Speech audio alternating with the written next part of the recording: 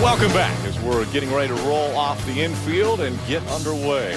150 laps of racing, 3 segments, 60, 50, 40. There's track owner Tony Stewart going around all the drivers. Not only a great driver in the Sprint Cup Series, but also a great promoter right here in the dirt track world. Let's take a look at our Camping World track description of this historic racetrack, Eldora Speedway. Amazing is all I can say. 24-degree banks in the corners, and they will run it, Michael, as you talked about, from the very flat bottom all the way to the outside wall on those 24 degrees. Yeah, over 100 miles an hour down into these corners too, Phil. Fast action on a tight track. Our American Ethanol race analysis. 30 trucks will be getting the green flag in just a moment. 150 laps total for 75 miles. And take a look at Norm's truck, a beat up truck, but he loves the fact that he is currently in this main event. That's the most beautiful truck that Norm's ever driven right there, Rick. Let's go to the infield and Hermie Sadler. Well, Rick, one most important aspect of any kind of racing is the tires and how they grip the track. This is a left side tire we raced at Daytona. This is the left side tire on the trucks tonight. 11-inch tread that Goodyear developed for dirt racing. Obviously the grooves in the tires, but the biggest difference, the left side tires a lot shorter than the left side tires from Daytona. That creates, instead of about an inch of stagger, about 3 inches of stagger that Goodyear brought to help these trucks turn on this dirt track at Eldora. Bob? Hermie, Kenny Wallace is one of the dirt track ringers in this race. He won the 4th heat race and won't line up in that 4th spot, but he told me something very interesting before he climbed in. He said, you know what, when he was leading that heat race, he felt like he was driving like a grandpa. It was so slow, so he stepped on the gas. He wound up hitting the wall. He said he thinks driving like a grandpa will win this race here tonight, Ray Dunlap. And you know, Bob, you talk about those dirt track ringers. Look at the front of our field. Kenny Schrader's up there. Kenny Wallace is up there. Jared Landers, a late model driver. Those guys don't care anything about points, but tonight's race could have big implications in our points. Guys like Matt Crafton came here to survive. Timothy Peters has a really good starting position, but as we move back through the field, there's a number of people who have to work very methodically at getting their way to the front. You see Matt Crafton there? He has had top 10 finishes in every event this year. We'll see if he can pull off another one tonight here at Eldora. Thank you, Ray. We'll ride along with a few different drivers. Phil? This guy has over 500 dirt track wins in a late model. He's a member of the Hall of Fame. He's a 6-time late model dream champion. It's Scott Bloomquist, and he's going to start from the 21st spot in Kyle Busch's Toyota Toyota. How about Ty Dillon? He's got some dirt track experience. He's tested tires for these trucks. He's ready to go. He's starting in the 15th position in the Bass Pro Tracker Boat Chevy. Next driver we're going to ride with won the 4 Crown here at Eldora. He's going to be 21 years old next month. He's already run it next week. He's already run won a truck race at Rockingham earlier this year. He's going to drive the Clorox Chevy. Kyle Larson will start from the 13th spot. What about our speed reporter, Kenny Wallace? He's driving the Jegs Toyota. Kenny Wallace is a dirt track ringer. He loves that. He's been a NASCAR racer his whole life. When he retired from NASCAR racing, heck, he started racing dirt all over the country. He's won races all over the country, and he would love to win tonight. He goes off in the 4th spot. And our director, Roger Vincent, is loving this. We are back on dirt, and guess what? You are going to see for the first time 4 wide as they will do a parade lap for the fans here at Eldora. This is something that is very significant in the dirt world. This is what they have done here at Eldora before all of their main features. And we're doing it now in the NASCAR Camping World Truck Series. 4 wide. They're 4 abreast as they come by the grandstands. And the fans are on their feet cheering loudly. What an awesome sight.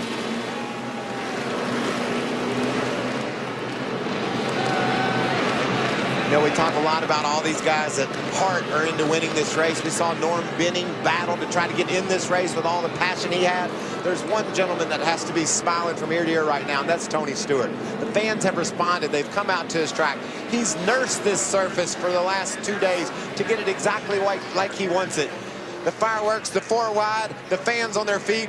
This is a great sight. And when you say nurse this surface, we're being very literal. He was on the racetrack predominantly all day checking to make sure everything was just the way he wanted it.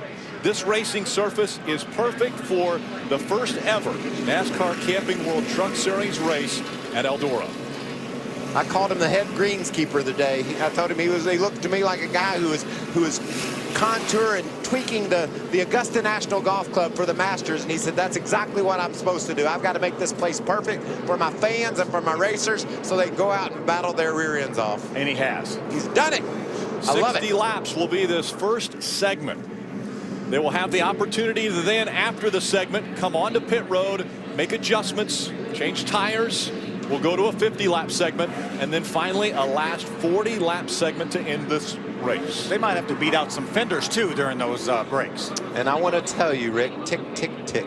Every lap that goes by, the sense of urgency is going to get higher and higher. You got to race so hard to get into a position to win this race at the end. If you're running 15th, you can't sit there. You think Ty Dillon's going to sit back in 15th? You think Kyle Larson is comfortable being in 13th?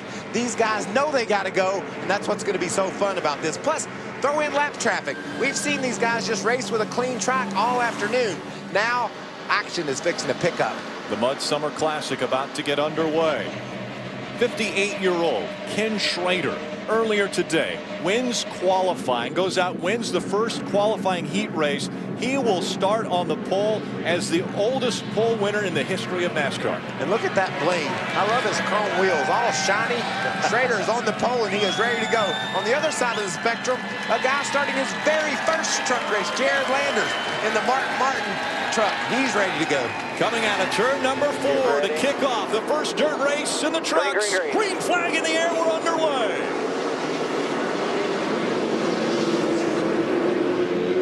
Matt Crafton's wasting no time going down to the bottom.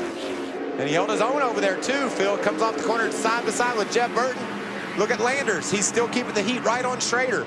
He can move up now if he wants. He's got a little gap behind him. Get up ahead of Kenny Wallace, and that's what he does. Ken Schrader leads the first lap of the Mudsummer Classic at Eldora Speedway.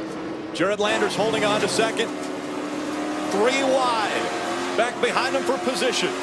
It's all been play up until now. Now it gets serious. Crafton continuing to try the bottom of the racetrack. Look at all those different grooves. Look at those trucks. They're everywhere. That's what we've been waiting for. Schrader has figured out the line on the high side. Jared Landers continuing to trail him, as well as that 81 of Kenny Wallace. But look at that bright neon truck just ahead of Kyle Larson there. That's Matt Crafton. He's making it work down on the bottom. He's got around he's got around Jeff Burton. Now he's driving up toward Dave Blaney. Kyle Larson also making that bottom line work. He started this race in 13th. He's already made it up into the top 10 as we've completed 4 of the 150 laps. Kyle Larson was able to get up to the top side right in front of his teammate James Buescher. Crafton continuing to lead the pack on the bottom. He's trying to work his way up. Not able to gain a lot of ground on the 4 of Jeff Burton or the 62 of Brendan Gaughan just in front of him. Kyle went back down the middle of the racetrack.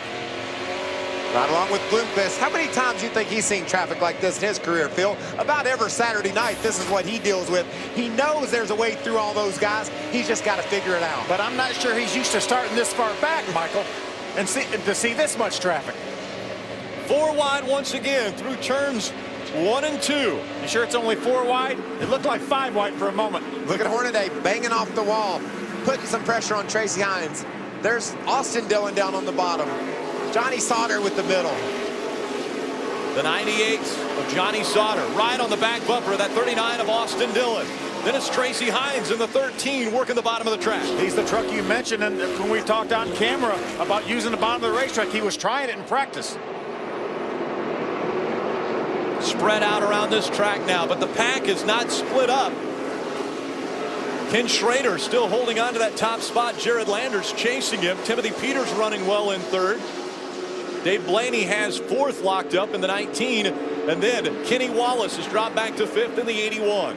Kenny Wallace just gave up that spot to Dave Blaney. He drove away from Kenny Wallace. It looks like Blaney's got a really, really good truck, as does Landers. Remember early in the qualifying race, we saw Landers sideways. He couldn't keep that truck straight. Clint Boyer left the Hollywood Hotel and told him, he went down to the truck and said, tighten that thing up so Jared can go. It looks like they've gotten it tightened up, and he's putting some pressure on Schrader. Timothy Peters was the fastest truck on the racetrack that last lap. Look at him closing up on Landers. Looking to the outside of the 6, trying to take second away. Here comes Timothy Peters. We talked about experience on dirt tracks. Timothy Peters has virtually none, and he is making a move by one of the dirt track regulars. He takes second away from Landers. Here goes Dave Blaney. He's going to try to get by Landers on the inside. They make a little contact. Landers gives him a break. Dave Blaney moves up to the 3rd spot. Landers drops back to 4th now. Now the pressure is on from the 17 of Timothy Peters on the 52 of Ken Schrader for the lead. I just saw how bad Dave Blaney wants this baby. He just banged off the side of Landers and made the move. Look at the side of Ty Dillon's truck. We're looking outside of his truck. That's Hornaday, Hornaday up on the high side. Max Gresham.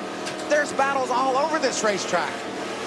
Gresham looking to the inside now. And he's got Hornaday following as we continue to ride along with Ty Dillon. There's the battle for the lead. Timothy Peters looking to the inside of that 52 of Ken Schrader. What has he got for him? He's going to open up that outside for Dave Blaney. And you know Blaney's going to be aggressive. He wants this race bad. Up the track goes Timothy Peters in the 17 once again. He realizes that's the fastest way around for him. Now Blaney looking down below, trying to take the 2nd spot away. Dave Blaney, it's not been a long time since he's been on dirt. He's running his own sprint car 10 or 15 times this year. This is NASCAR on dirt, though, man. Yes, dry, slick racetrack is what you're seeing. It's locked down. Kyle Larson trying the slide job to get around the 4 of Jeb Burton, not able to make the pass. But he is up to the 7th spot. Started back in 13th. We knew that Kyle Larson would be one driver we'd have to keep our eyes on. So talented, has experience in NASCAR, but also spends most of his time on dirt.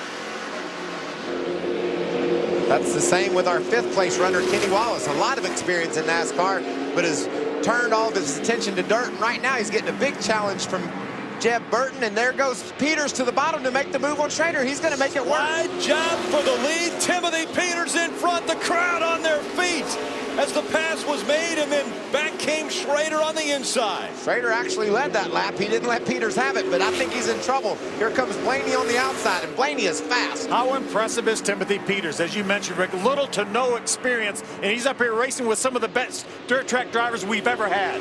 Here comes Blaney. He takes second away from Schrader. Schrader drops back to the 3rd spot. Jared Landers still holding on to that 4th position. Remember I talked about Kenny Wallace being in the 5th place? We'll change that. Kyle Larson has made his way around Kenny Wallace, and he is coming. Started back in that 13th spot like we talked, and we said he wouldn't want to stay there. He's joined the top 5, and now he's going to go after 4th on Jared Landers. That side-by-side battle for a moment. Brendan Gaughan jumped to the inside of Kenny Wallace. There goes Ryan Newman down to the bottom of the racetrack. Also trying the slide job. He makes it work against Jeb Burton. Burton had to check up there to allow the 34 of Newman to be able to have a spot. And that checking up is going to go away, Rick. As the laps wind down, they're not going to be putting up with that. There goes Larson down to the bottom again. 4th position back behind him. Larson trying the slide job. Now we see Jared Landers not wanting to give up the position. Look to the inside of Larson. Kyle Larson's moved up into that 4th spot. He's doing things we don't see anybody else really be able to do right now, Phil. Driving through the field, making slide jobs, and making them work. Riding along with Kenny Wallace. Kenny holding on to the 6th spot. In front of this field, I'm not sure anyone would have predicted that with 19 laps complete in this race, Timothy Peters would be in front of the field at Eldora. Especially Timothy Peters. He's the last person that would have got it. Exactly. Timothy Peters in front, Dave Blaney running 2nd, Ken Schrader, Kyle Larson, and Jared Landers. The trucks are taking on Eldora. Welcome back to Eldora Speedway and the Mudsummer Classic presented by American Ethanol. Out in front of the field, it's Timothy Peters, but he's got his hands full. The 19 of Dave Blaney right on his back bumper, right? You know what's interesting, Rick? This truck that Timothy Peters is driving tonight is chassis number 93. 1 year ago, his crew chief, Butch Hilton, decided to retire this truck. They felt they could build better ones. They set it in the back corner of the shop, said, we don't plan to ever race that one again. But when it came to Eldora, they pulled it out of the mothballs and said, let's take it there. Why did they bring it? Because they were afraid that if they tear that thing up, it wouldn't be a big deal. I think right now they're pretty happy that they've got old truck 93, and it's not going to be long until they get to the tail of the field. And for more on who's back there, let's go to Bob Dillner. Scott Bloomquist in that 51 truck is one of the most feared race car drivers on dirt tracks in this country, but right now he runs last in the 30th spot. Scott says that truck is just way too loose and he can't get a grip of this race truck and this racetrack around here. But the big difference between he and so many other trucks, that truck does not have a front sway bar, something that Scott Bloomquist wanted to try, and it's not working out, Hermie Sadler. Ken Schrader set fast time, started up front, won his heat race, but right now he is falling back due to lack of forward drive. He cannot get the rear tires on the ground to get off the corner. He's going backwards. That 39 right in beside of him, that's Austin Dillon. He's on his way to the front. He qualified towards the back in the 19th spot, and he is also driven up to the top 5. So 52 going back, 39 headed to the front. Thanks, Hermie. 31 laps complete, 29 to go to complete this first segment, this first 60-lap segment of 150 laps. And a great battle up front. Timothy Peters and Dave Blaney.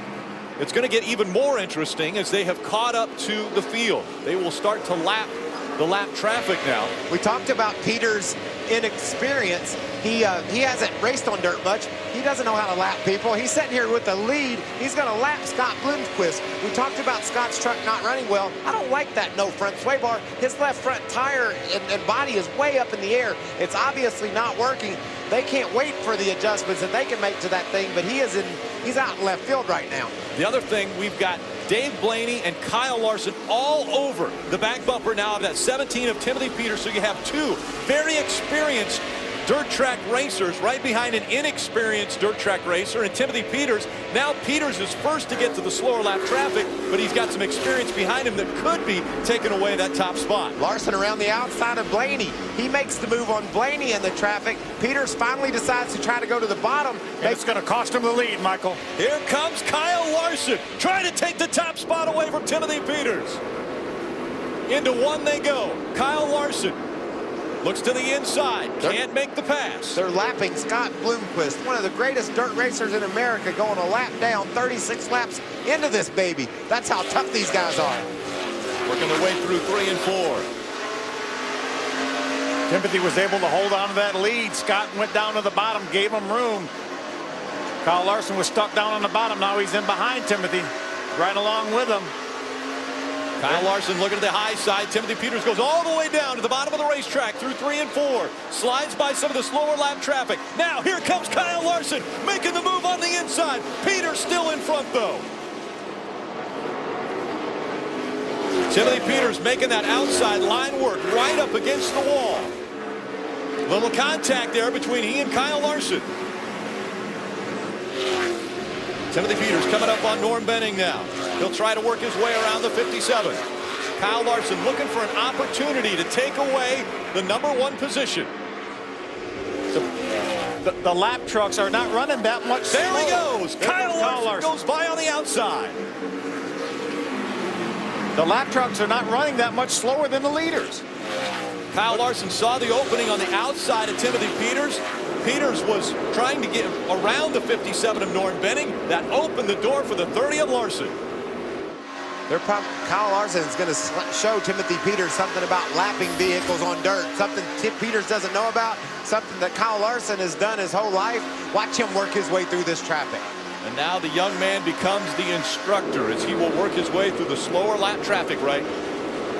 We're just about 10 laps to our first pit stop, Rick, too, and Kyle Larson said, I need a lot of help with this truck. It's way, way too tight with this traffic, so they plan on raising the track bar. Now, keep in mind, when we're racing on dirt, you've got to make much bigger adjustments than you do when we're racing on asphalt. I'm really worried for the rest of the field. If Larson's truck's too tight, and he came from 13th all the way to the lead. Well, the rest of the field should be a little bit nervous as he is checking out now on that 17 of Timothy Peters. He's put almost a second between himself and the 17. Timothy's trying to get by that 24 right there, Brennan Newberry. He's not having any luck doing that. Look at Larson just cruising right now with the lead. Your top 5, Kyle Larson, Timothy Peters, Dave Blaney, Jared Landers, and Ryan Newman. Bumping and banging on the dirt track.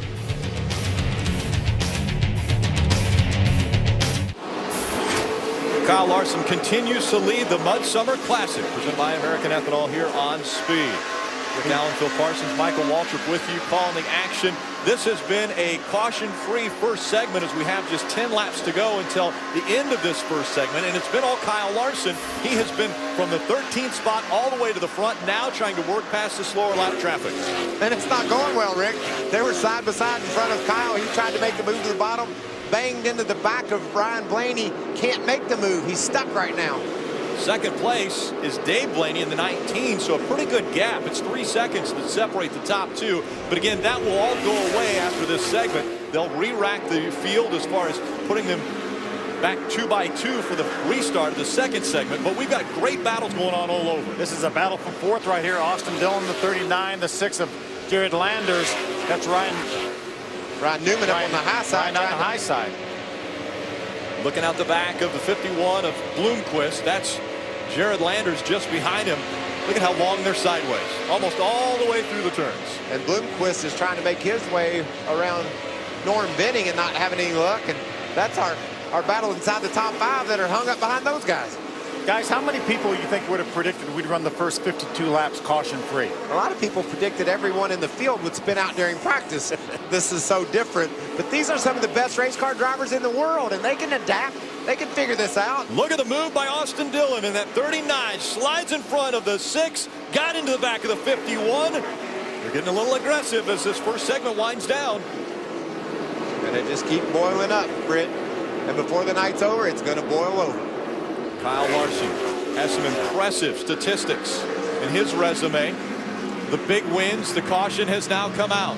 Debris on the racetrack might have seen that when we saw Austin Dillon get into the back of the 51. I think it was debris off the 51 of Scott Bloomquist. Scott's got to be shaking his head. There's no way this is happening. I'm not getting lapped. I don't ever get lapped.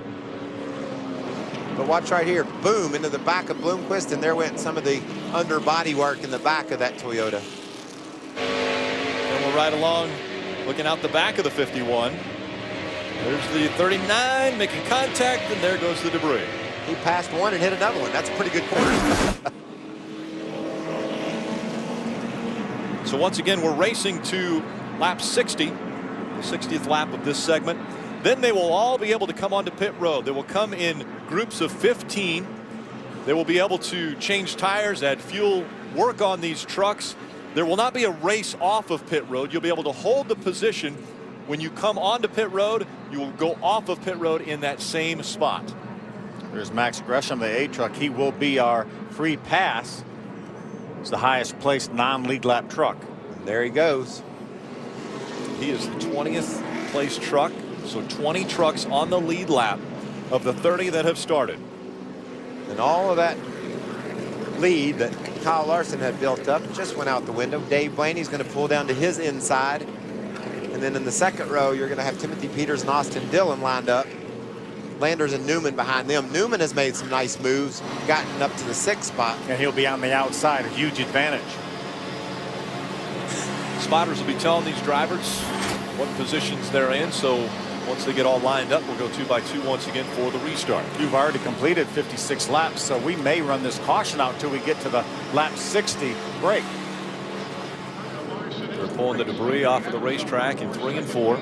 Well, I hope not. I'd like to see them run a couple laps. Every lap they run makes me happy. I'm sure Kyle Larson said, no, we'll be fine. That's enough. Caution. Somebody that's definitely saying that is Timothy Peters. He'll be stuck down on the inside of row 2. It'll be really difficult for him to hold on to that spot. But an outstanding job this race. Amazing. Timothy Peters. The lap traffic got him. I mean, Kyle Larson's truck is faster and Kyle is faster right now, but when they got to the lap traffic, Kyle took advantage of that because of all of his experience, as did Dave Blaney. Both of them got around Timothy, but wow, like you talked about, Phil, a lot of improvement from the first lap on the track. I talked to his crew chief down in the pits, Butch Hilton. This team won the last race in the Camping World Truck Series. He said, look inside that right side door. They had bars all down the right side of the truck to brace the side. They said, we think Timothy might have some learning to do here, and we want to make sure we keep the integrity of the right side together. I think Timothy learned pretty quick. Sure has. Crew's getting ready for that first stop, which will take place after lap 60. We've completed 58. We're going on 59. Yeah, I don't think we'll have time to restart before that lap 60. The full moon. Oh, that's out pretty tonight. And we're hearing that we'll go one more lap and then we will get our pit stops.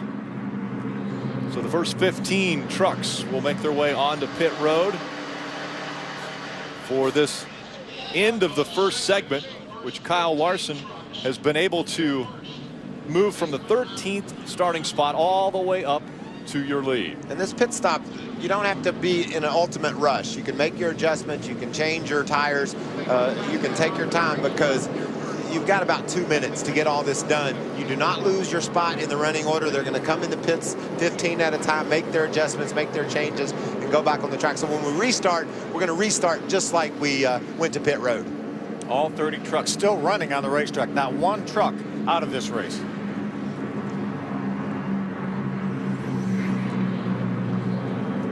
And so this is the end of the first segment. What a segment it was for Kyle Larson from 13th straight to the front. And it didn't take him long to do it, Phil. Sure did. A couple other trucks that were really impressive. Timothy Peters we talked about. Jared Lander's first truck start. Newman racing his way up to 6th. Brendan Gaughan looks like he might have something for him tonight too, along with Matt Crafton inside the top 10. I was talking to Kyle Larson this morning and he said, I can't tell you how much fun it is out there. He said, we tested at a couple different racetracks, but they weren't Eldora. He said, this one is really fun. You know, Kenny Wallace said that he thought maybe it would take a grandpa to win this race. Kyle Larson's 20. He's 20. I don't think that'll work for a grandpa. And he's driving like his head's on fire. So, but the second place racer, Dave Blaney, he's old enough to be a grandpa. It's time for the hard left turn into the infield. Kyle Larson brings the first 15 on pit road. Let's go to Herbie Sadler. Well, thank you, Rick. Austin Dillon has been on the move since the drop of the green flag. Qualified 19th, currently 4th. Danny Stockman says no major changes to the truck, but they will put 4 tires on as they think the track is taking rubber and tire wear will become more of an issue. The 34 of Ryan Newman, he is up to 6th. They're going to put 4 tires on and take 1/2 rubber out of the left rear to free Newman up. Ray? On the left of your screen, you see Kyle Larson's Clorox race truck. It's still way too tight. He said he feels like the front tires don't have enough air in them. So his crew chief said, we'll make that adjustment for you. Don't worry about that. He said, I need just a little more forward bite coming off. On another end of pit road, I've got the 19 truck of Dave Blaney. Blaney said he's a 6 or 7 tight. They're going to go up 2 rounds on the track bar. They'll make a left front shock adjustment, and they're going to change the stagger by going to a different set of tires. Bob? Johnny Sauter, 5th in points coming into this race. You see the windshield tear-off coming off of that truck right now, but he has not been happy with his truck. He's running 12th in this race. Very, very loose. He's going to drop the window net. His biggest complaint, though, the inside windshield fogging up for his teammate, the point leader, the 88 of Matt Crafton. Honestly, this team tells me that truck is very good right now. He was running some of his quickest laps before we got to this break, so he said the truck in front of him, the 62 of Brendan Gaughan, holding him up a little bit. But right now, Matt Crafton, the point leader, looking good. Thanks, Bob. A lot of work taking place on pit road. Again, they can change tires, add fuel, make adjustments. They don't lose their spot. They'll come back out, and we will re-rack the field when we come back.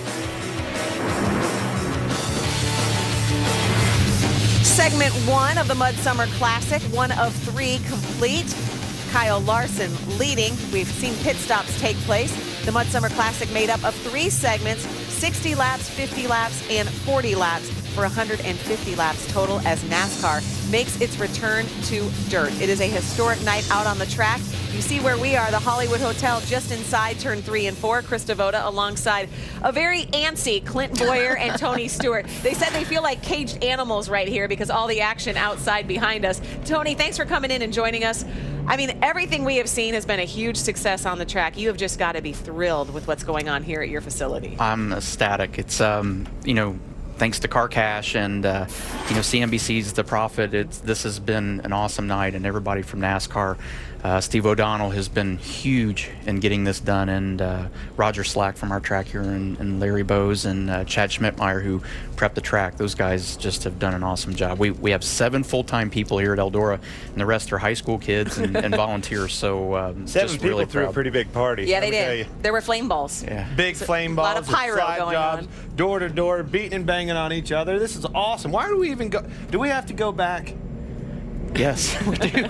Can we just stay on dirt? Because we have to do this so you and I can pay our bills, so we can have our teams that race on dirt. So just really excited. I mean, I'm very, very happy that NASCAR has given us this opportunity, and everybody's just had so much fun. It was so cool watching Norm Benning make the race, and 5 crews down there working on his truck to get it ready. So it just is a reminder that no matter how big all this gets, you know, when you come to a dirt track, it reminds us all what it's all about, and it's having fun and the people involved.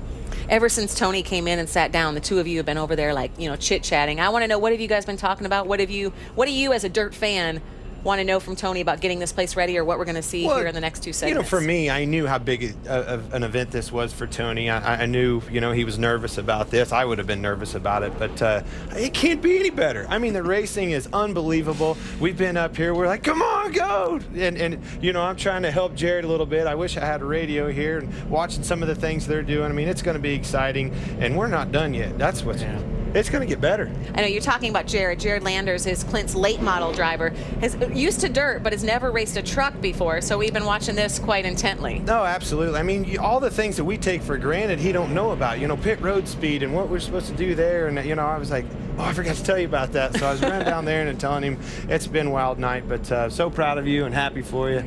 This is going to be, hopefully, for many years to come. Well, and the great thing is it's not only the stuff that we know that he doesn't know, but there's so many new things. I mean, having the first 15 trucks come down and pit and have 3 laps to do it, then the second half of the field and different segments. I mean, this is stuff that we would have to try to have our spotters remind us how to do this. So it's you can imagine these new guys that have come from big block modifieds, dirt late models, sprint cars, all these different divisions, and now they're running trucks and trying to learn the formats. Plus the guys that do this every week in a truck, now it's a whole different animal for them because they're doing it on a dirt track. So it just kind of keeps everybody on their toes and guessing what's going to happen. Eldora Speedway used to hosting big time racing events, but the town of Rossburg, Ohio, population 201. This track has sold tickets to members of 48 of the 50 states. This is a huge event, Tony. Thank you so much for being here, for joining us to sort of just talk about it a little bit. I know you want to get out there and continue, and we're going to send things back upstairs to Rick Allen. What? Can I go with him? I know you want to. I know. I have to. You're going to send me out of here, and I don't know what I'm going to do when I'm here anyway. I have to keep you tethered. So. Well,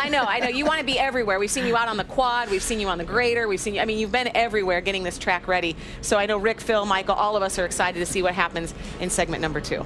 Yeah, definitely applaud all the efforts that Tony Stewart and his crew have put together to make this phenomenal facility and this event come to be. Yeah, and there's a young man that's leading the race, and he wants to stink up the show. He wants to keep that first position and drive away, but Dave Blaney's going to pull into the inside of him. I just love what Timothy Peters is doing. There's a lot of people that are going to be really bent on not letting him do that. All right, some work being done in the pits from the 52 truck, Herbie. Yeah, Rick, he qualified up front. Obviously, that being Ken Schrader, dropped back to 7th. His truck was loose on exit, but it was because he was too tight in the center. They put a spring rubber in the right rear, hoping to free up the 52. Bob?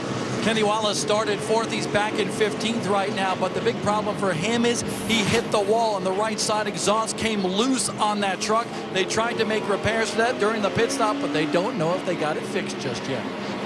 We'll have to keep our eyes on that. It's Kyle Larson on the outside. Dave Blaney on the inside. They're 2x2, 15 rows back. Green flag back in the air. We're back underway at Eldora.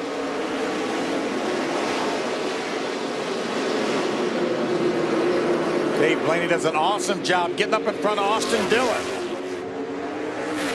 Blaney able to hang on to second. Austin Dillon running third. Right behind him, Ryan Newman in the 34. Timothy Peters trying to hold on to the 5th spot. Once again, we see him all the way from the inside wall all the way to the outside wall. How about Bubba Wallace driving by Jared Landers on the outside in that 54 truck? Bubba's another guy like Timothy Peters, lap after lap, better and better. Now he's challenging for a top 5 spot. With 0 dirt track experience. Oh, they're 4 wide down into 3. Matt Crafton continuing to try to make the bottom of the racetrack work for him.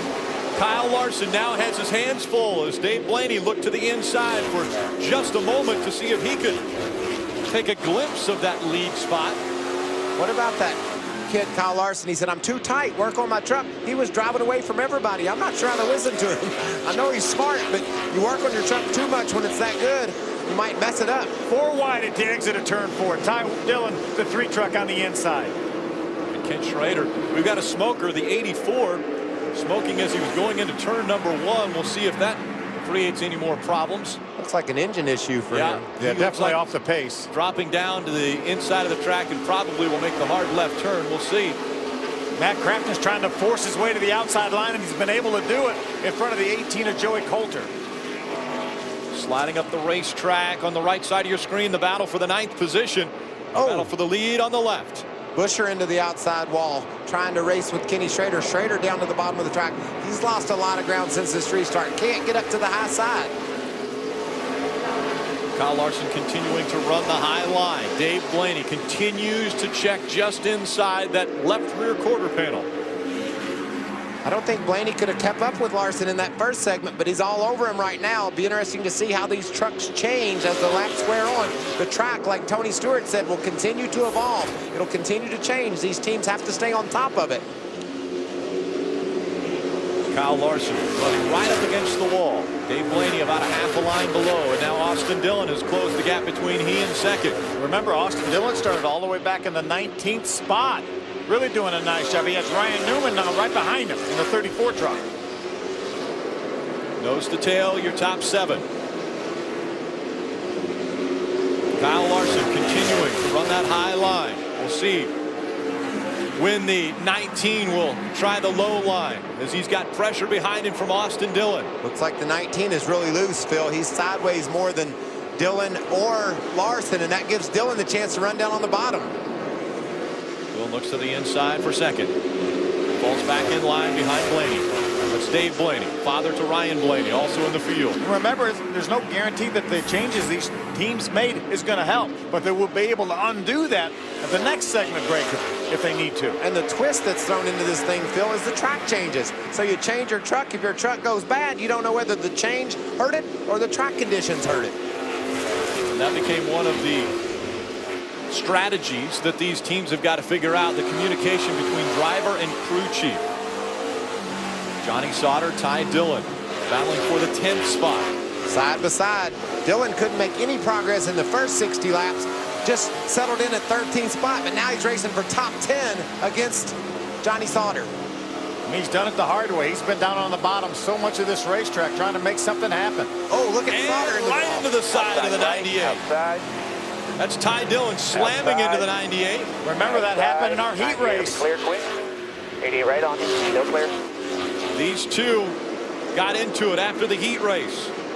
They talked, they discussed, but we also heard the 98 say, I can remember and I will remember what he did to me on the track. They continue to race door to door. Bob Dillner.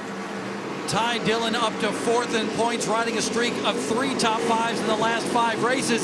And he said, I have a very quick truck, but the problem is when he runs up top, he's very loose. But when he goes to the bottom like he did to get by Johnny Sauter there to break into the top 10, he's really tight.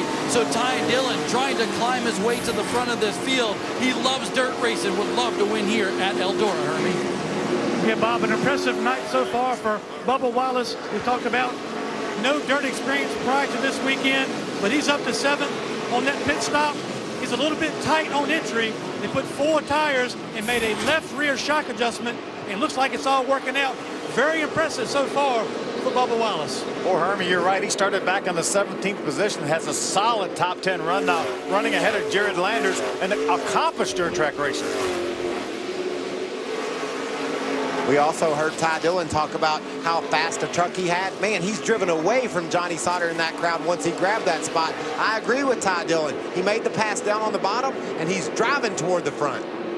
We saw Johnny bounce off the wall pretty hard when we were looking back through the 3 truck of Ty Dillon.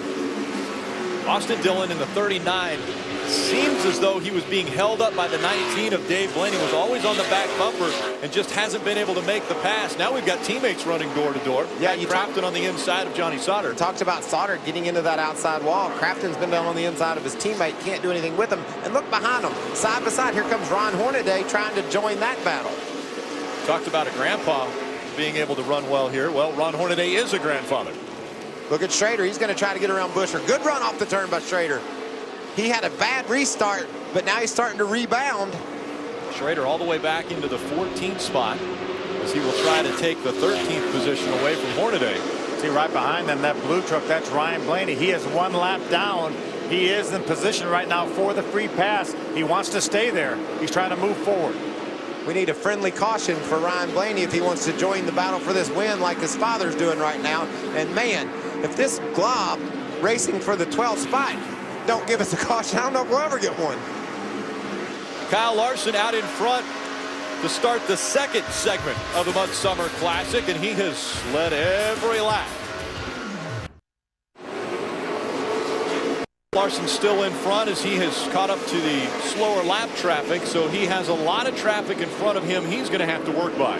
Heavy traffic. He has about a 2nd lead right now. You see him turn that thing dead to the left there in the center of the corner, trying to move by the 7 of John West Townley. Look at that group he's caught. There must be 15 trucks in this pack. Johnny Sauter has held up the whole world. There goes Sauter to the inside. Again, we're in our 2nd segment. This is the 50-lap segment of a 150-lap race. Kyle Larson started up front. Take a look at this, though. See, Austin Dillon jumps to the inside of Dave Blaney. Dave's trying to lap the 24 of Brennan Newberry. Watch this now. He's going to get hung, going to get turned into the outside wall. And that cost him the 2nd spot. And I think that 39 truck of Austin Dillon is faster than Blaney. He was being held up. So Dillon could drive up there and catch our leader, Kyle Larson. And I can't believe the mess Larson finds himself in. We've got Ryan Newman in the 34 just behind Dave Blaney. This is the mess I'm speaking of, Rick. He's got trucks 2 wide, 3 wide ahead of him, and he's got to get through them. It's from Johnny Sauter on back. Johnny right now runs in the 14th spot, and that's the line on the back straightaway from Johnny Sauter back. Riding along with Kyle Larson. This is your race leader. He was able to take the lead in the 1st segment, driving from 13th all the way up to the lead. Look who's already caught him, Rick. That's Austin Dillon that has driven right up. Contact is made. Leader is going to lose the lead to Austin Dillon. Dillon's able to get by after the bobble by Kyle Larson. This lap traffic is so challenging for these leaders. As you mentioned, it cost Kyle Larson the lead. Now he's going back after Austin Dillon. He'll try around the outside of Dillon. Dillon didn't get a run down into turn 1. Kyle Larson on the outside. Is he going to take it back? There's the caution. Kyle Larson trying to make the move on the outside. The caution comes out. Wow, that was some good racing there. You're the leader. There better be debris, or they're not giving us Dillon brother the lead. Austin Dillon. They're still racing. They're under caution, but they're arguing over who's leading what. Kyle Larson, Austin Dillon were racing for the lead when the caution came out. There are 4 scoring loops that were put underneath the dirt here. Look at this. That cost him the lead. There goes Austin Dillon. Clear. And then Dillon looked to the inside. That opened the door for Kyle Larson to go to the outside. But here's that contact we were talking about with Herman Quiroga. The lap traffic makes this fun. The leaders caught that group, and man, it wasn't 2 laps till Austin Dillon was right on the tailgate of Kyle Larson. Free pass is going to go to the 8 of Max Gresham. Once again, running in the 20th spot. That will make it 20 trucks on the lead lap. We'll come back for the green flag in just a moment.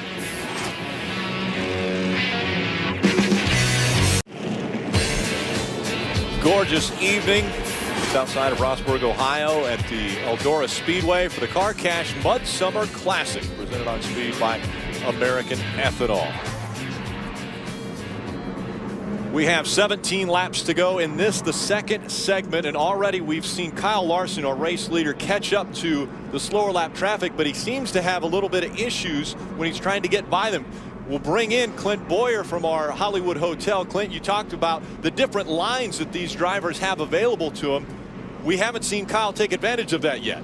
Well, let me tell you, the track is really coming in. It's cleaning up well. It's taking rubber on that outside. I mean, you can see the groove just being burned in there. So it makes that outside line prevail. It makes for a lot tighter racing. It gives them a, more grip that they can, race side by side. You can see the holes. The old baby's got some character out of it. So loving what I'm seeing. I like, the lap traffic. As soon as they get into the lap traffic and they take away that preferred line, forces them guys to slide down and try to do a slide job and gain some ground, but sometimes it doesn't work. Clint, what happens as the truck puts more and more laps on this track? Will it get slicker up top and maybe open up the bottom, or how does the track mature as you go through the night? Yeah, actually, it's so dry and slick now, it'll start taking rubber as those tires continue to burn, burn rubber. That's exactly what they're doing up off the corners, and it's going to get faster and faster. They're going to get more grip. You can hear these guys starting to complain about being tight on the radio. That's because it's taking rubber and the cars aren't turning quite as good. So they'll be freeing the trucks up, and certainly it'll get interesting keeping an eye on that as we get into this last segment. Well, they're definitely burning rubber. They're burning sheet metal. This is getting right now. You boys 2-2 once again. This is awesome. Austin, there's a lot of cars that have caught Kyle Larson. I've been watching lap times. Things are going to get interesting here up front. When they caught up with the slower lap traffic, Kyle Larson lost the lead to Austin Dillon. He has chose the outside line for the restart. Again, this is a 50-lap segment. We've got 15 to go. It'll be 14 to go when they get to the line. Green flag back in the air. Ryan Newman makes the move around the outside of Larson on the start.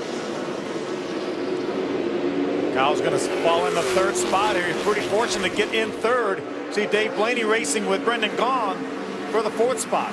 Jared Landers also throwing his nose up there. We see the 52, Ken Schrader, trying the lower line as he worked his way through the 3 and 4 turns here at Eldora. Now Ron Hornaday, the 9 truck's going to make it 3 wide.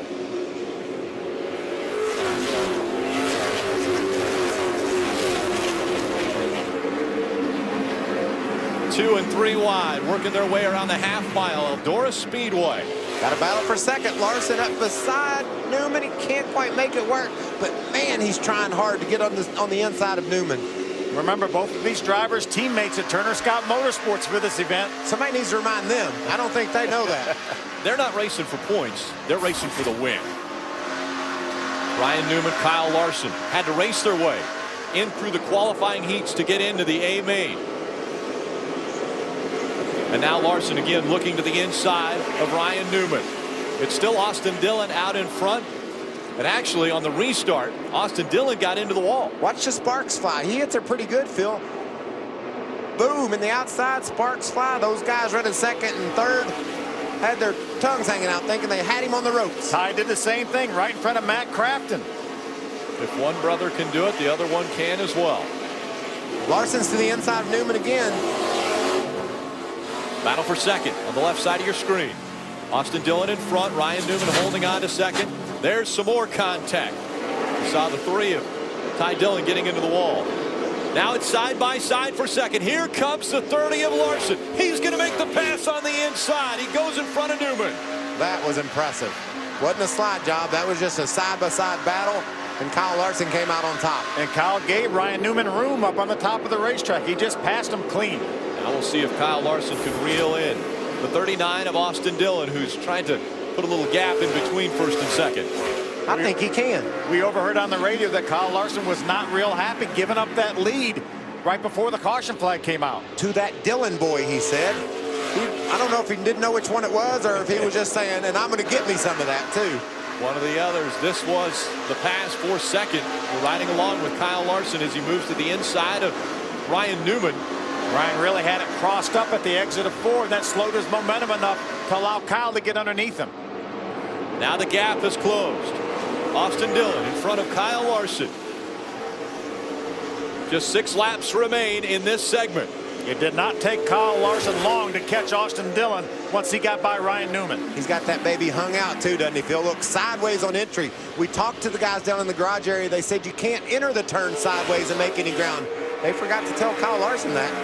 Remember, Kyle Larson races on dirt probably 75 to 100 times a year. And Austin Dillon and his brother have a dirt team, so they also are familiar with dirt track racing. Here comes Larson again with a good run on Austin Dillon. The laps are winding down now of this segment. We're under 4 laps to go in this segment. I think Kyle would love to make something happen here. He knows if he follows him to the end of the segment, he'll have to restart on the inside and do it all over again. The exact same thing could happen to him again, where while another truck can pin him down, and he loses not only second, but back to third as well. Bumping into the wall once again was the 39 of Austin Dillon. That's allowed the 30 of Kyle Larson to close the gap. Under 3 laps to go. They're still going to catch some lap traffic, even though there's 3 to go. Larson, we can hear him sliding through the turn as he continues. His truck is so good through the center of the corner. And now to the inside of the 39 for the lead. They're side by side and sideways. And touching. Austin Dillon hanging on to that top spot. Here comes Larson again. I think we're going to have about 1 more lap to go to the end of the segment. Kyle needs to make it happen quick. 1 more lap. They're falling in behind the 57 of Norm Benning. Dillon has the lead. Kyle Larson running in second. Dillon to the inside of the 57 of Benning. Contact made once again. Kyle Larson checking up, trying the outside now. As they come out of turn number 4, it's still the 39 of Austin Dillon in front, the 30 of Kyle Larson running second. Wow, Austin Dillon knows what he's got on his bumper, and he was very aggressive in that move around Benning. And that ends the second segment. So we've already completed the 60 lap segment, the 50 lap segment now complete with Austin Dillon winning that segment. And now it all come down to the final 40 laps. Can we breathe now? Just a short breath. Okay, good. We will be able to come onto pit road once again. They'll do it as we did the first time. The first 15 trucks will make their way onto pit road. They will make their adjustments. The second 15 trucks will come onto pit road. They will make their adjustments, and we will re-rack the field. How do you work on your truck now? If you're Austin Dillon, you know Kyle Larson's faster. You might have to have an adjustment, and if you're Larson, he made an adjustment that last time. It seems like his truck's solid. Looks like maybe a late air pressure adjustment for Austin Dillon's team. Changing that stagger up, I would guess. So the crew's getting ready for the teams to make their way onto pit road. Again, you won't lose your position on pit road. They have just over 2 minutes to work on these trucks before they will make their way back out onto the track. In front of the field, it's Austin Dillon. Kyle Larson running second. Ryan Newman is third. Dave Blaney fourth. And Brendan Gaughan has made his way into the top 5. Then it's Timothy Peters, Jared Landers, Darrell Wallace Jr., Joey Coulter, and Matt Crafton, your top 10. We haven't talked a whole lot about points, but right now Matt Crafton, our point leader, is in the 10th spot. Jeb Burton is in the 19th spot right now. That would actually move the 31 of James Busher, who's running 15th, up to second points. Ryan Blaney in the 29 is going to receive the free pass, running in the 21st position. So that'll put 21 trucks on the lead lap.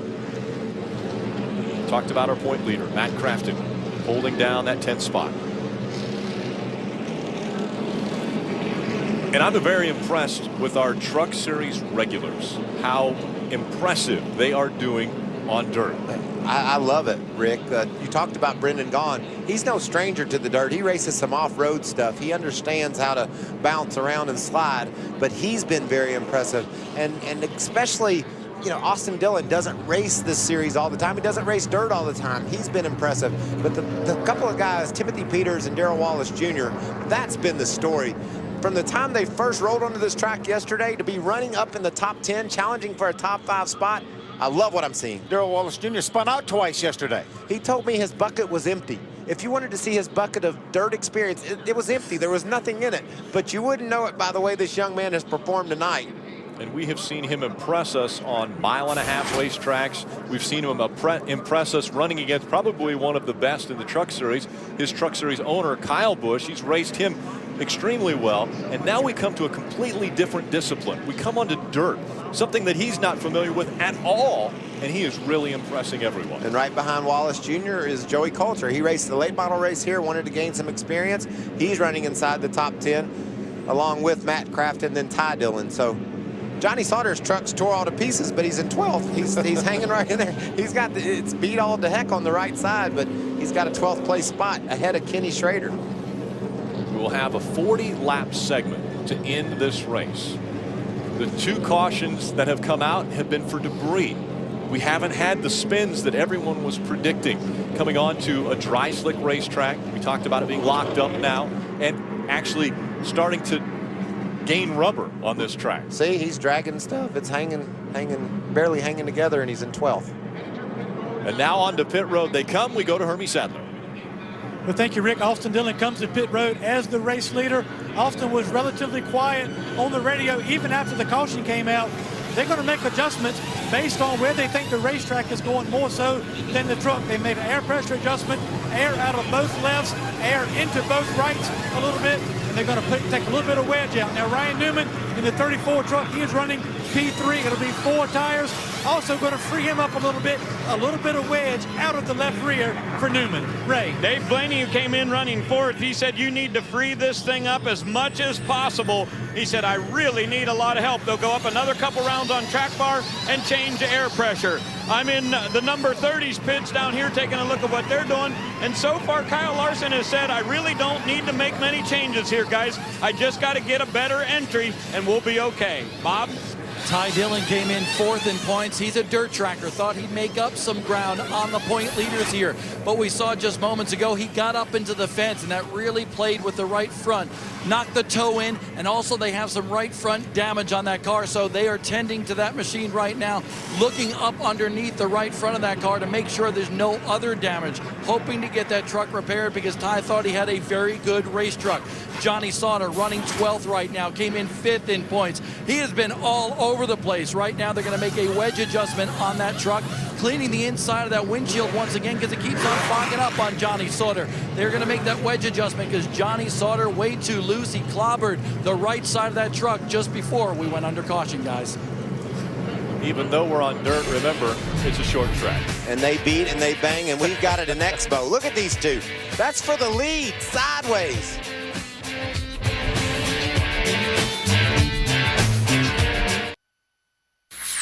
In Western Ohio, under racing's intense spotlight, the Truck Series trades track dryers for graders, asphalt for dirt at Eldora Speedway. And as the lights rise and the stars come out, the racing heats up. And while we add to Eldora's tradition tonight, only one will add to the legend. Under 40 laps remaining. Who will hoist the trophy at the end of the evening in the Car Cash Midsummer Classic presented by American Ethanol? Right now it's Austin Dillon in front of Kyle Larson. The Mudsummer Classic under AT&T Race Break. Again, we win a 60-lap segment, a 50-lap segment. We have under 40 to go. They went 4 wide. Well, the fireworks were in the air. The fans were on their feet for the parade lap. One of the drivers we thought would be a factor early wasn't. Scott Bloomquist has been struggling. Yeah, he's down 2 laps now. He's running in 27th. No one saw that coming, but something we did see coming was Kyle Larson. He came from the 13th starting spot all the way to the lead, and he's really, really fast now. Race segment 2. Austin Dillon on the outside was able to jump in front of Kyle Larson on the restart. Newman got by Larson as well. And then Larson started working on that 39. As a matter of fact, they even traded paint a few times as they were battling for the top spot. He knows he's got about 38 laps to do it. Kyle Larson's truck so good through the center of the corner. Austin Dillon has proven, though, that he can run consistently lap after lap in that high groove. They're going to have to get physical if they want to get around Austin Dillon. And our point leader, Matt Crafton, in the 10th spot, Bob Dillner. Matt Crafton actually had an issue right before he came back down pit road here. He actually lost the scoring transponder on the car. It's usually located on the left rear frame rail. Well, that bracket for that transponder broke off.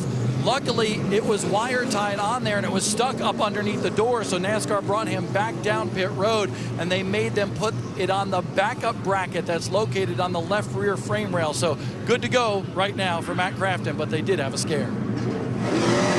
One of the other things, we've talked a lot about Kyle Larson working from 13th all the way up to right now 2nd. How about Austin Dillon from 19th to the lead? Yeah, equally impressive too. And that's what's going to be interesting. It took them about 25 laps to catch lap traffic. These guys, when they got to lap traffic, it was getting crazy, and that's how Austin Dillon grabbed the lead. Be interesting to see if we have any cautions, if these guys have to deal with that same lap traffic again. Ray Dunlap, less than 40 laps to go for the 30.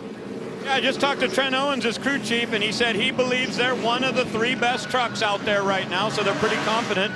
You know, one thing that's kind of interesting, the truck that Kyle Larson is driving right now, the last time it was on the racetrack, a year ago at Daytona International Speedway. Can you imagine they'd bring their Daytona truck here? Well, it has high frame rails, and in the rules package for here, you're allowed to have your frame rails up a ½ inch higher than normal, and that gives you good clearance here on the dirt track. But Kyle Larson, no changes on that last pit stop. I think he's pretty confident. Hermie? Well, Danny Stockman, you've done all you can do in the pits. It's showtime for your driver. Done a good job of getting to the front. Can you hold those guys off? Yeah, we just got to get taken off here and see what we got. I mean, the truck's good. We had a plan coming into this weekend, and we stuck to it. And it's all about forward drive, and I think we got enough. Kyle Larson in that 34 truck, Newman's pretty good, but right now I'm pretty happy to be sitting here with Austin Dillon. It's Danny Stockman, the crew chief, pretty confident in his driver. And again, those two, Danny Stockman and Austin Dillon, trying to run for a championship in the Nationwide Series. They've been pretty successful together. Yes, they have. They got a big race this weekend. It's amazing that our sport, we have 2 of our biggest races in the same week. And this one will lead into that one with a lot of energy and a lot of momentum. The folks at Indianapolis Motor Speedway sent a lot of media down here to check out the trucks at Eldora. Also, Roger Curtis up at Michigan International Raceway helped Tony Stewart out with the planning and execution as well. Assisting and executing this event. So everybody was excited about Eldora being on the schedule. Indianapolis Motor Speedway, Michigan International Raceway Speedway also have helped out a great deal. So the whole community's happy about this event, and I can't wait till this last 40 laps. We know we have a lot of eyes that are watching here at Eldora. They have done such an amazing job. They've got big screen. They've got a big screen here. That came from the stadium in Dallas when it was renovated. They brought the big screen here. They brought in grandstands. They've done so much work to this facility to enable NASCAR to come back to dirt. And the nice thing is they're used to having big events here, big late model events, big World of Outlaws, like Kings Royal. It's an amazing facility here. I was fortunate enough to come here back in the late 60s when my brother Benny raced here in the ARCA series, and it's just been amazing, the transformation for this, not only this racetrack, but this whole area. But all that's out of these guys' minds right now. They just want to tackle this dirt, tackle this competition, and get a win at Eldora in a NASCAR race on dirt for the first time in 43 years. They're kind of zeroing in what's going on between the white walls right now. Exactly. It's impressive as you saw the pointers going lap by lap or row by row. In that 4th row, Darrell Wallace Jr., Bubba Wallace, another one that I believe has impressed quite a few. Tremendously. And Jared Landers. We heard Clint Moyer say his driver on the dirt series had never shifted gears. The late model he runs has 2 speeds. He puts it in high and goes. So, Clint, what do you think about your boy? He's done a nice job, hasn't he? He has. He's done a really good job. I'm just proud of him. You know, he's got to keep digging. You got to stay in this game. It's time to get the elbows up, get aggressive here. But, hey, you got to finish this thing, too. Do you think Austin Dillon's going to be able to hold off Kyle Larson? I think you're fixing to see a heck of a race up there with them two. They're going to be beating and banging on each other. And once they get into this lap traffic, that's where it's really going to get interesting. Right at the top of the hour, 11 o'clock. Green flag back underway. We are in the 3rd segment from Eldora. Watch Ryan Blaney. He does not want to let Kyle Larson in there. Dave Blaney trying to take it away, gets into the wall. Kyle Larson's going to take advantage of that.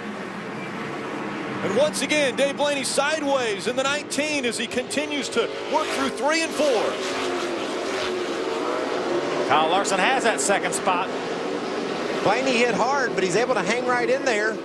If he can get up the hill and ahead of Ryan Newman, he'll retain that third spot, and he does it. Pretty on, also in the 62, throwing that truck into the mix. These are pretty tough trucks here, aren't they?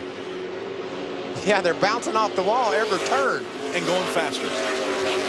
They're more determined than ever. It's winding down. This is what they all came to Eldora for, to have a chance to win in the last 40 laps. Larson's racing hard. You saw Ryan Newman trying to get around Blaney. Landers into the wall. Landers is around. Landers sideways contact is made, and they pile up. The yellow flag comes out. Ty Dillon's backwards against the outside wall. Landers got really sideways to start that, and Dillon got the worst of it into the outside wall. No problem. Leader's just going into 1. Huge points implications for Ty Dillon. You talked about the fact that he's a dirt racer, felt like he could gain some points. Now he's into the wall. Look how tore up Jared Landers' truck is. Not a lot left on the front. You see the bumper bar sticking out of the number 6. I think the NASCAR officials will have to bring him to pit road to tear the bumper bar out of that thing. We talked about tick, tick, tick. Things getting tougher and tougher. Watch what happens. Yeah, this is building up to what just happened. Almost a lap advanced of what took place. Joey Coulter, the 18 truck, racing hard with Landers in the 6.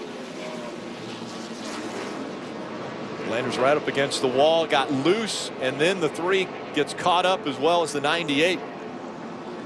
Yeah, no issue with the 18 of Joey Coulter. Joey was racing him tough, scrubbing on him, rubbing on him, but when he exited turn 2 there, he hits the dip and turns around sideways. Look at all those guys trying to figure out which way to go. Jeb Burton got a piece of that with a 4 truck as well. From Ty Dillon's on board. Watch Landers bounce and then spin. 6 in the wall, stay in it. Come on, come on, come on, come on. He's right on you. Shit, he turned us. Hold on to her, hold on to her, hold on. Tough break for Ty Dillon, as well as Johnny Sauter. And Jared Landers. And Jared Landers. You see the damage to the front of that truck. Once again, in a live situation, apologize for the language. Spotters talking to their drivers and communicating to the team what's taking place on the track. I think Landers is trying to figure out how to get that sheet, that nose composite tore off his truck without pitting. Saw him scrubbing the wall a second ago. 33 laps remain in the Mudsummer Classic from Eldora Speedway. Stay with us.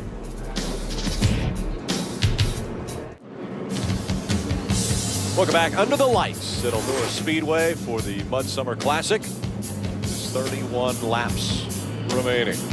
The reason why we are under caution. Jared Landers in the 6, sideways off a 2, contact with the 98 as well as the 3. And the 4. Yeah. Jeb Burton got a lot of that. A lot of damage to the front of that truck. And we also saw Dakota Armstrong get a piece of that. That was a big crash. The 98 nowhere to go. And he gets collected in this one. Bob. Tough break for the guy running 5th in points. Johnny Sauter was battling to get back into the top 10 here. Major damage to the front end of that machine. They took the baseball bats trying to beat that hood down. But the problem is it's leaking water right now. His crew chief, Jesse Saunders, for this race said the top of the radiator is partially ripped off. So right now they're trying to figure out whether they're going to stay out there and run as many laps as they can or not. Ray Dunlap. Well, Bob, on both rounds of pit stops, Dave Blaney had complained about being really, really tight. Remember, on the first stop, he was a 6 or a 7. Well, Chad Kendrick has raised the track bar a couple of rounds each time and made a shock change. Well, on this last restart, Blaney said he was way, way too loose, but he really thinks they're right on that perfect edge. He says in the long run, if we can get a 20 or 25 lap run here, I may have the best truck. And we saw Dave Blaney get loose coming off a 2, slam into the wall. Yeah, he's really loose. I'm surprised he's that confident with as sideways as he's been. But we've seen Kyle Larson be really sideways and making ground. So earlier we talked about grandpa style, just sort of easing her around. That's out the window, isn't it? Absolutely. With inside of 30 laps to go, we're going to go one more lap here. Ryan Newman now in the catbird seat on the outside of the second row. Yeah, and you know, the last time that he was up there, he was able to get his way around Kyle Larson, and Kyle had to battle with him for 10 or 15 laps. That gave Austin Dillon a whole lot of breathing room. Before the caution came out, here's a hard hit by Ron Hornaday. He actually has to take that truck behind the wall. Yeah, I'd say all the right front suspension's knocked off of that baby. They've been working on that number 9 truck. Smoky Mountain Herbal Snuff, that seemed like a perfect dirt track sponsor. And I'll tell you something, I've seen Carolina Nut about a zillion times during this race. He's been into everything up beside other trucks, but now finally it looks like he's broken. Now this, actually, the distance here is more like what you would see a feature on a Friday or Saturday night at your local dirt track, about a 30-lap feature. We're down to the final 28 laps of this race. Clint, I mean, guys have got to be up on the wheel now. Yeah, it is. I mean, that's Saturday night special, man. I mean, this is what dirt racing's all about, coming down to the end. You got to get to the end of this thing, but I'm telling you, these boys up front, Newman, you know he's a bulldog in that thing on the outside. That is the groove to be in, and he's going to be pushing hard, so I can't wait to see this thing unravel. And we're on the edge of our seat as well. Oh, been this way the whole race, barely used it. I just can't wait to watch how this thing plays out. Clint talked about Newman. He's really difficult to pass. He's determined not to let you by, which all these guys are, but Ryan has a knack for holding you back. If he's able to clear Kyle Larson, there's one guy that will breathe a big sigh of relief, and that's Austin Dillon. That just gives Kyle less time to work over Austin, and we saw Kyle had the moves to get up beside Austin Dillon, not to pass him, but he was beside him. I tell you what, though, he's hard to pass, you're right, but he's pretty good at passing people, too, so keep your eye on him. Remember the battle at the beach, Kyle Larson to win the late model race took somebody out on the last lap, C.E. Falk. See, he has used the bumper before. Austin Dillon, Kyle Larson coming out of 4. Green flag back in the air. Flag. 26 laps to go. All clear, 30 missed a gear. We heard the spotter say Kyle Larson missed a gear on that start. That made it easy for Ryan Newman to drive around the outside of him. And Ryan Newman sets his sights on Austin Dillon. Here comes Kenny Schrader. Kenny's getting serious down on the bottom. 3 and 4 wide as they work their way through 3 and 4. In front of the field, it's Austin Dillon. Ryan Newman holds down second. Kyle Larson third. Timothy Peters up to the 4th spot. Ken Schrader, as you mentioned, was in the 5th position when they crossed the stripe. Comes Ty Dillon trying to make his way back towards the front. There's Jared Landers that caused that incident in the 6th truck. What about that restart for Schrader? Started 9th. He's going to come across the start-finish line this time in the 5th spot. And he moved up the racetrack in front of the 18 of Joey Coulter. Dave Blaney's the one that's been stuck on the bottom since the restart. Blaney trying to not lose more positions, but now Matt Crafton's going to look to the outside of that 19. Crafton sticks it in the outside wall, keeps going. That's Brendan Gaughan down on the inside of Crafton. There's more sparks and into the wall. More contact with the wall here at Eldora. Bubba Wallace trying to make that bottom of the racetrack work. All the way down. Max Gresham, that 8 truck, he's got 2 free passes, and he's up there racing right behind Matt Crafton in front of James Busher. Look, there he goes around Bubba Wallace and grabs that spot. Breaking into the top 10 is what Gresham's trying to do. Bubba desperately needs to get up behind James Busher. Not sure if Dakota Armstrong's going to let him. Kyle Larson trailing the 34 of Ryan Newman. Newman holding on to second. Out in front is Austin Dillon. Top 3 have separated themselves from 4th place, Timothy Peters. And there's Larson. We talked about Ryan Newman getting in between Larson and Dillon, and that's everything Dillon wanted to see. It worked perfectly for Austin Dillon, but Austin Dillon has been able to pull away from those 2 a little bit. Austin Dillon hoping that the 2 of them begin to race each other behind him so he can get a gap between that 2nd place truck. Fastest truck on the racetrack that last lap, Ryan Newman. 2nd fastest, Kyle Larson. We heard Clint say Ryan Newman very good at passing, very difficult to pass. Well, all he has to do is pass 1 truck. That truck, though, in front of him, very impressive in Austin Dillon. Austin looks like he really takes his time through the center of the corner and then gets a good run off the corner. Looks like Ryan Newman, Kyle Larson are a little bit quicker through the center of the corner than Austin. And they've got to turn up the heat. They've got to get a little bit desperate. Maybe start over driving those trucks a little bit and see what they got. You can see what Kyle Larson sees. He's got a whole lot of Ryan Newman right in front of him. And just ahead of Newman, there's Austin Dillon. Top three across the start-finish line. 18 laps of racing to go from Eldora. Wow. This is a classic battle. 3 trucks, pretty evenly matched. Very talented on dirt, all 3. Exactly. Austin Dillon in front. Still really impressed with the job Timothy Peters has done. He's lost touch with his top 3, but still holding down a comfortable 4th place right now. In front of Joey Coulter, who holds down the 5th spot. Ken Schrader's dropped back to 6th. Brendan Gaughan in 7th. Dave Blaney 8th. Matt Kraft in 9th. And Bubba Wallace back up to the 10th position. How about that race right there? Kenny Schrader, the 52 on the outside. Brendan Gaughan, the 62 on the inside. That is a race for the 6th spot. Schrader's holding up that group of trucks. Joey Coulter got by him the last lap. There goes Brendan Gaughan, and now Dave Blaney's going to make the move on Schrader. Schrader's truck is going away as the laps wind down. Kyle Larson was able to get up to the inside of that 34 of Ryan Newman. That's the battle on the left side of your screen for the lead. Top 3 trucks running nose to tail. Austin Dillon, Ryan Newman, and the 30 of Kyle Larson. Guys, this traffic is going to become a factor. They run another 10 laps. They're going to catch the end of this field, and whoever can get through the traffic the best could be the winner. We only have 14 laps to go right now. They're going to catch them, though, Phil. Look at Kyle Larson all over the back bumper now of Ryan Newman. And Newman has caught up to the 39 of Austin Dillon. The 3 are nose to tail, working their way in front of the grandstands once again. 13 laps to go. What about this battle? Look at Kyle Larson into the outside wall. It looked like he thought he maybe could squeeze on the outside of Ryan Newman. Lost a lot of ground trying to do so, but he'll make it up in a couple of laps, I guarantee you. Kyle Larson might have a right rear down. It looked as though when he got up into that cushion, something went wrong. No, it's still up, but he hit that cushion a little bit hard and actually into the wall harder. I agree with you. He's gotten really loose, Rick. You could see there. It's getting sideways. He's losing ground. It looks as though something happened with that 30 truck of Kyle Larson. We'll see if he's able to straighten it out and give challenge for second once again. Remember that traffic I talked about? Another couple of laps, and they're there. They just get around Norm Benning. The caution's out. We just saw some debris, and the caution comes out once again. Oh, and look who's in 3rd spot now. Kyle Larson will be on the inside. Timothy Peters on the outside on this restart. Newman down on the inside along with Larson. And Peters is strong. You talked about he had lost touch with our leaders, but he maintained. They weren't getting away from him. So this is really interesting stuff. Inside of 10 laps to go in the Mudsummer Classic. Stay with us.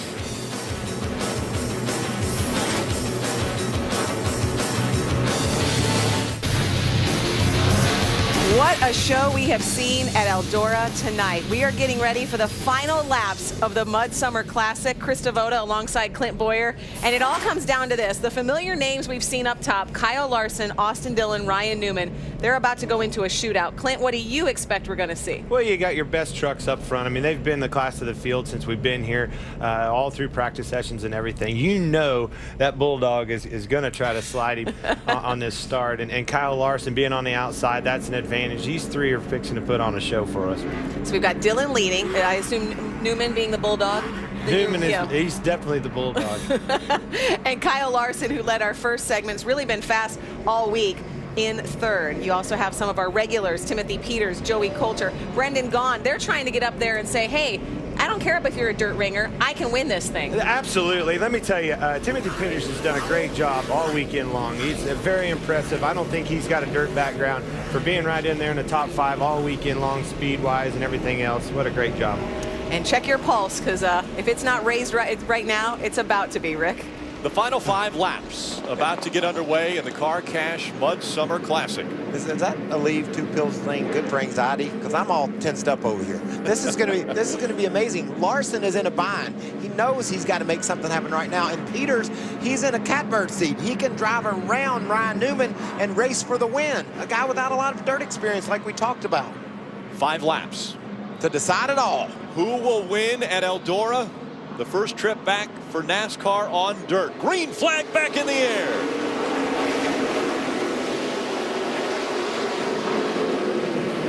Great restart for Austin Dillon. Here comes the 30 of Kyle Larson. Look at the inside. of that 39 of Ryan Newman.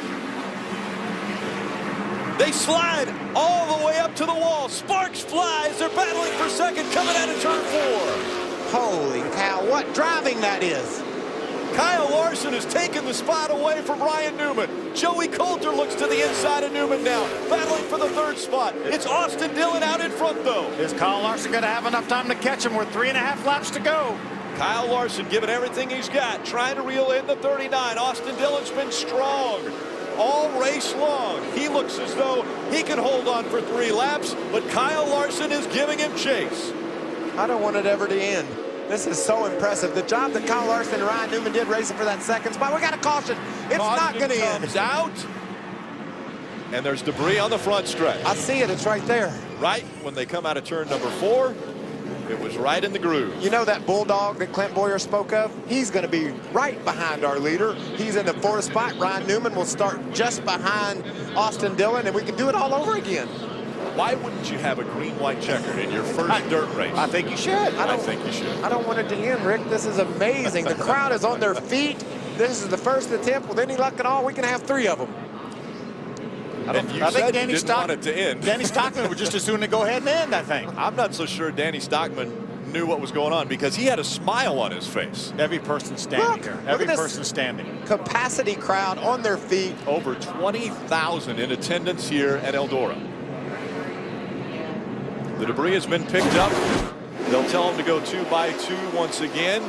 Take a look at this restart. Watch this battle between Newman and Larson. This is respect, but this is mainly talent. These are dirt racers. Watch this, side by side, sideways. There's no way they should have been able to make it through there like they did. Look at that. And they did. And Kyle Larson was able to come out in front as they were going into 1. Let's go on board with Kyle and watch what he does.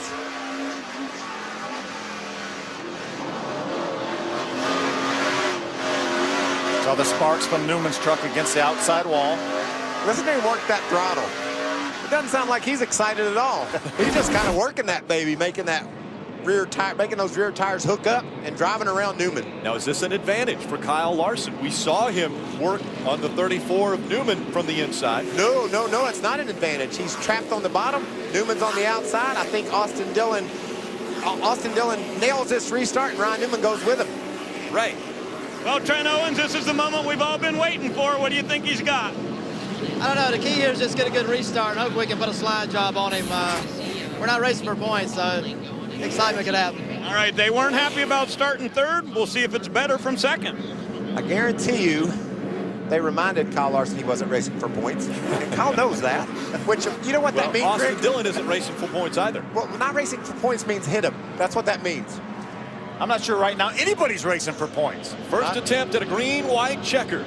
Austin Dillon on the outside. Kyle Larson on the inside. Green flag back in the air. Great restart for Austin Dillon.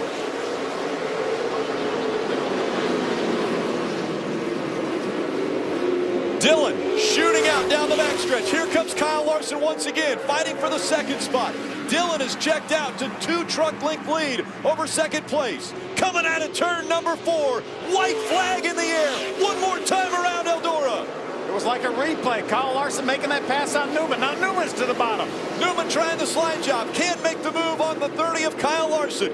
Here comes the 39 of Austin Dillon. 43 years ago, the NASCAR series was on the dirt. It's been 43 years. The King won the last time. Dillon wins this time.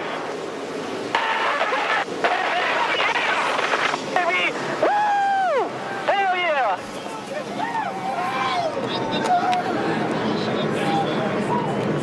Austin Dillon grabbing another win in the Camping World Truck Series, but this one might be the sweetest of them all. The first time the Camping World Truck Series has raced on dirt, a very historic night, and it goes to young Austin Dillon. Do it for dirt burnout.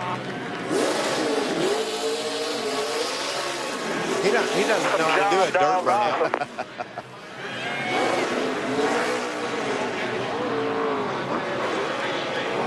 I'm sure there's all smiles on Danny Stockman's face, Herman. Danny Stockman, we all wondered what would go down at Eldora. Your guys put on a heck of a show. Congratulations on winning the first dirt race for the Camping World Truck Series? Yeah, first and foremost, I got to thank the truck shop down at RCR. They built us a good truck. With the racing the nationwide schedule, obviously we're really busy, and them guys built us an awesome truck, and we came here and we tuned on it, and tuned on it, and tuned on it. And we knew we had to have forward drive. We didn't really care about how good we turned. We put all the forward drive we could put in this thing, and it paid off today. How about those final restarts? Glad you had the position to get it, but did it concern you when you kept racking them up again? Well, not really. I mean, our truck would take off so good. The two guys behind us there, they were just too loose taking off, and we can kind of get 5 or 6 car lengths out, and it's what we needed, man. I got to thank the Lord and everybody at RCR, ECR, the Fab Shops, everybody. Thank you very much, guys. Awesome. That's Danny Stockman. He's going to victory lane. Rick? And so is Austin Dillon, that 39 truck. He tried to do a burnout on dirt. I like that dirty burnout he did. the rooster tail Dust that flying shot up everywhere. behind The him. rooster tail, you're right, Rick.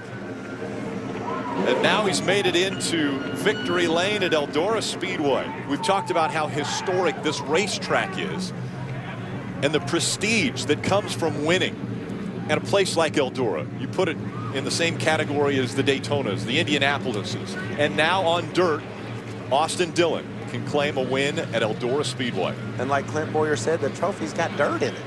It's got real dirt in it. One of the things that the teams will be able to do is they will take some of this dirt from Eldora and be able to cherish that with them forever. But one of the most important wins ever in the history of this series. I mean, this it's been 43 years since NASCAR's been on dirt. First time, obviously, for the Truck Series that was born in 1995. Just an amazing event. And Austin Dillon had to work for it. Starting 19th in this race.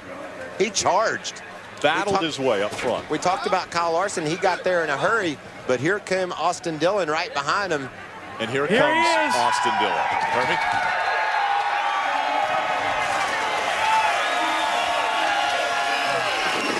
Those were nice fireballs. Austin, there are big wins, and then there are big wins, and there are wins at Eldora in the Camping World Truck Series. Your emotions right now? It's amazing, man. I love this dirt racing. It's so much fun, and I want to first off thank Tony Stewart and NASCAR for coming here, and my grandpa, RCR, American Ethanol, for giving these opportunities. And I want to thank Lord above, too, man. This is a big win. We've had an up-and-down season this year in the Nationwide Series, and to get a win like this is awesome. And this is real racing right here. That's all I got to say. And thanks to everybody back at RCR, ECR. This is great. Talk about the evolution of this racetrack. A lot about dirt racing. It's not about what your truck is doing now. It's what the racetrack is doing. Danny Stockman said you guys had a plan, stuck to it. Did anything surprise you about how this race played out? Wow, yeah, you know, we started 19th, had to come from a long way. Rolled a few on the bottom, then got in line. And my truck I could get turned a little earlier in the middle and have drive. So that's where I could pass. But how about restarts? And there's my grandpa, he stayed. That's awesome. And my crew chief, this is his first time crew chiefing on dirt. I got a bunch of people to thank back here with Team Dillon Racing, Shane McDowell, Dale McDowell. They taught me how to drive on dirt, and I can't say much enough about the McDowell family for everything they've done for me. That's Austin Dillon. He's in victory lane at Eldora. Ray. Hermie, I'm standing by with Kyle Larson, and this guy had the fastest truck throughout the course of the weekend. You led a lot of laps. You had a lot of side-by-side. I'm assuming it was a lot of fun, but what was the difference at the end? Well, man, we had the best truck for sure. Our Clorox Chevy was by far the best, I thought, and I just got overly excited in lap traffic and got in the back of somebody and got me out of shape, and Austin was able to scoot by, and man, I got by him right when the yellow came out, and I guess I just didn't hit the timing loops, the way I needed to, because I was in front of him when the yellow came out. I just wasn't in front of him before the last timing line, and from there I just had to restart on the bottom, which was the worst place to be, and I kept screwing up my shifts to fourth. And then there at the end, I just decided to go from third to fourth instead of second all the way to fourth, and got better restarts and had to use my teammate up there quite a bit. But, I knew we had the best truck and was going hard for the win, but came up a little bit short. And man, it would have been nice to win the first race here, but Austin ran a great race. Didn't make any mistakes once he got the lead, and We got second. All right, Kyle Larson comes home second. We want to hear from Ryan Newman. I believe he's standing by with Bob. That's right, and Ryan Newman ran the last part of this race with no brakes on his truck. So let's talk about that. And by the way, your teammate over there, Kyle Larson, said he used you up a little bit battling for that win. No, I know. I had brakes. It just took about 6 pumps to get any kind of pedal, but really don't need brakes here. It's just more of a confidence builder. But my truck was really good on the long runs, and we didn't have that there at the end. I told Kyle I needed his mailing address because I want to mail him the left side of this truck, and we have to thank Oral-B, Aggressive Hydraulics, Wicks Filters, and everybody's Turner Scott Motorsports. Unfortunately, Mr. Hendrick, we didn't need your horsepower this weekend, but just a good run for us. Had a lot of fun. Wish we could have won. Just didn't have a good short run truck. The long run truck was where we needed it to be. Woulda, coulda, shoulda. But if you were able to maybe dictate a restart, did you think you had something for Austin? I think if I'd have been the lead truck, then I could have, I was good on the restarts as far as launching. And once you got the line, it's really hard to pass. And you really had to do a slide job. But if somebody did a slide job on you, you could pretty much just get them back, unless there was a little give and take there. But, Kyle was good on the short runs, and he was bonsai off the wall all weekend long. Or all week long, I guess you could say. But just thank everybody at Turner Scott Motorsports and Tony Stewart and everybody at Eldora Speedway. I had a lot of fun here. Hopefully we can do it again. You know what I like, Rick? Everybody has a smile on their face. Yeah, Ryan Newman finishes third, but he had a lot of fun. Kyle Larson had the best truck, but he had a lot of fun. Austin Dillon had a lot of fun. Austin Dillon is going to be celebrating for quite some time. You saw the big bear hug by Richard Childress, who came in there, Grandpa. Another guy that charged, Joey Coulter, all the way up to the 4th spot, along with Brendan Gaughan, Timothy Peters, Bubba Wallace, a bunch of regular racers. Ram Guts and Glory, our final restart. The one attempt at a green-white checker we had to do. Remember, Kyle Larson said he actually started in 3rd gear, lost a little bit on the start, but he got Ryan Newman back before the end. And the checkered flag flew, and it was Austin Dillon receiving the first win on dirt. The Ace Hardware Most Helpful Pit Crew goes to the 39 team. Austin Dillon. Remember, they had a plan for this entire week. They stuck with it, and they end up in victory lane. You've got the kissing of the bricks at the Brickyard in Indianapolis. Well, at Eldora, you got the digging of the dirt. I dig the dirt, don't you, Rick? I definitely dig the dirt. And Austin Dillon about to do the same right here at the start-finish line. What an amazing Car Cash Mudsummer Classic from Eldora as we see Richard Childress back in the mix. Getting ready for the ceremonial digging of the dirt at Eldora. His former driver, Dale Earnhardt, was pretty fancy on the dirt. I know that must bring back some memories for Childress to grab a victory here on the dirt with his grandson, and he's digging that dirt.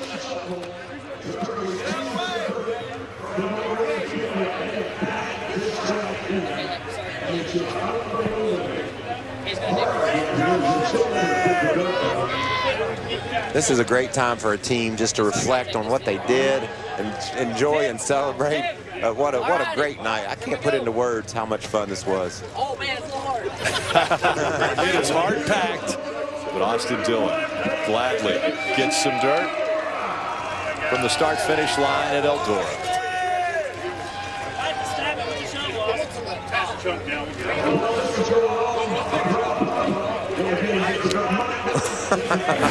And the team are going to savor the dirt from Eldora. Take a look at our point standings. Matt Crafton holds on to that point lead. As a matter of fact, has a race lead now over Jeb Burton in second. Another top 10 finish for Matt Crafton. He ends up 8th. Top 10 finishes all 10 races this year. Jeb Burton slid home in 14th spot, so he lost some ground to Burton.